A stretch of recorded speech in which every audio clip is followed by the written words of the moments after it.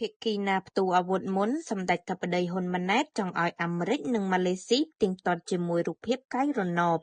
តាមរយៈការសន្ទនាតាមទូរស័ព្ទជាមួយលោកដូណាល់ត្រាំប្រធានាធិបតីអាមេរិកនិងលោកអាន់វ៉ាល់អាប់រ៉ាហ៊ីមនាយករដ្ឋមន្ត្រីម៉ាឡេស៊ី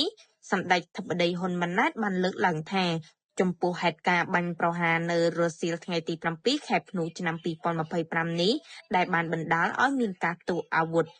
ប្រយុទ្ធជាថ្មីរវាងប្រទេសទាំងពីរសម្ដេចបានផ្ដល់យោបល់ថាកងទ័ពឬស្ថាប័នជំនាញរបស់សហរដ្ឋអាមេរិកនិងប្រទេសម៉ាឡេស៊ីអាចប្រើសមត្ថភាពប្រមូលព័ត៌មានរបស់ពួកគេដូចជារូបភាពកាយរណបដែលបានថតអំឡុងពេលនោះនិងក្រោយពេលនោះរយៈពេល24ម៉ោងដើម្បីផ្ទៀងទាត់ថាតើភាគីណាបាញ់មុនសម្ដេចធិបតីបានបញ្ជាក់ថាវិធីសាស្ត្រនេះអាចជាវិធីសាស្ត្រងាយស្រួលនិងមានតម្លាភាពបំផុតក្នុងការផ្ទៀងទាត់ហេតុការណ៍នេះកម្ពុជាត្រៀមខ្លួនសហការក្នុងករណីមានតម្រូវការទន្ទឹមគ្នានេះសម្ដេចធិបតីក៏បានថ្លែងអំណរគុណដល់លោកទាំងពីរចំពោះការខិតខំប្រឹងប្រែងជាបន្តបន្ទាប់សម្ដៅសម្រេចឲ្យបាននូវសន្តិភាពយូរអង្វែងរវាងកម្ពុជានិងថៃ